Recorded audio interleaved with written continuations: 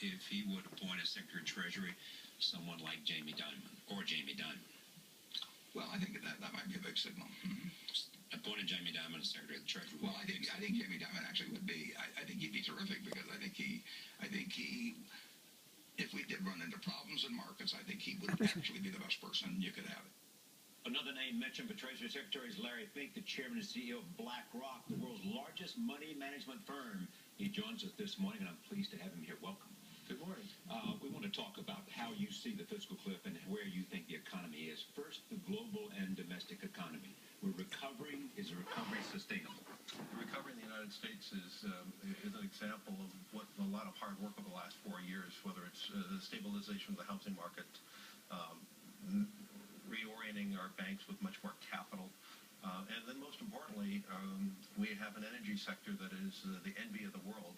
And so between a rebound in housing that we're going to be exhibiting, a strong banking system, and with an energy sector that's going to add a large amount of jobs, the only thing in between a great successful economy is this fiscal cliff, which could be a rather large destabilizer of the potential of the economy for the next 2 years. If they can't do something about that, then the economy goes into recession?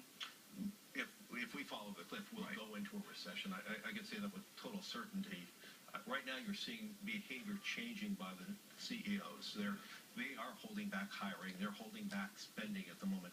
You're not witnessing that yet, certainly in Christmas sales with individuals, but if we do fall over the cliff, you're going to see payroll tax increases, and you're going to see the extension of unemployment benefits going away. That alone would probably lower the economy by 2%. CEOs are meeting with the president. What are they saying to him? What should he do about entitlements as well as about new revenue? Well, I think every CEO is having a different view on that.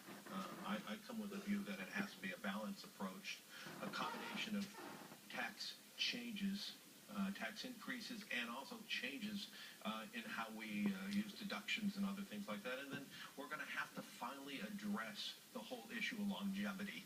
We're going to live a lot longer, Charlie, and we are not focusing on that. And unfortunately, I think we're doing a disservice. A couple 65 years old in good health, one of them is going to live to 92. And so you add that whole that issue of longevity. You know, we have to start focusing on these added costs of entitlements. And so it's going to have to be a combination of revenue increases and changes over a period of time of when do we begin these the availability for Medicare and Medicaid, and maybe it should be extended from 67 to 69 for the young people and stagger that in. But the combination of both of them is going to be about a $4 trillion savings. And what I'm frightened of, we have 20% of our federal debt owned by Japan and China. So it's about $3 trillion. If you look at demographics, like I just talked about the U.S. demographics, in 10 years, Japan's going to go from a saving society to a spending as their population is aging very rapidly.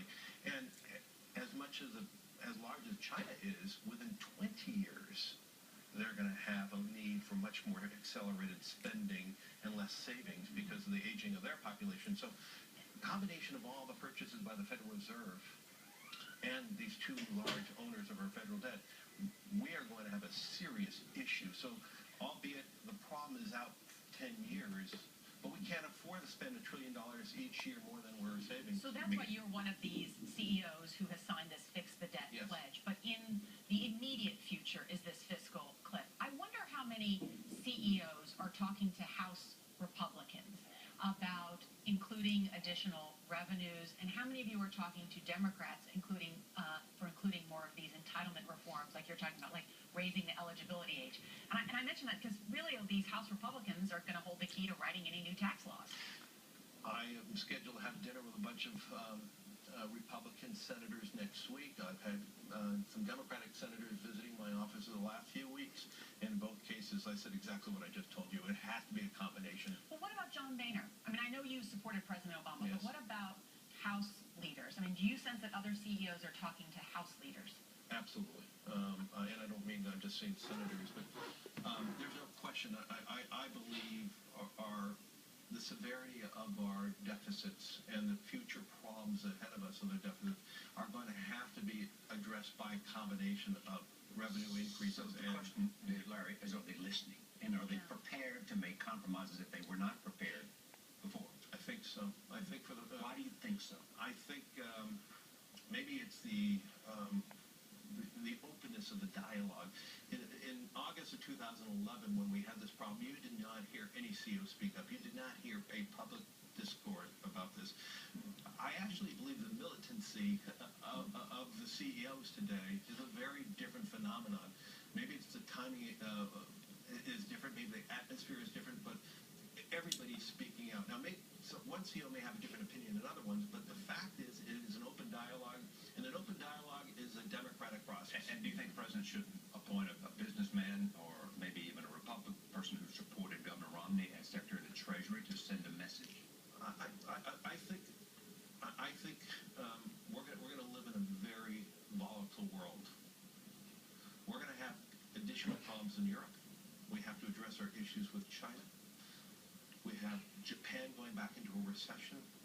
And so the world is not perfect. We're going to have a lot of volatility. We are going to need a secretary who not only has the ability to work with Congress, but truly has the confidence of the global economic world. As Jim Geithner has spent so much time doing over the past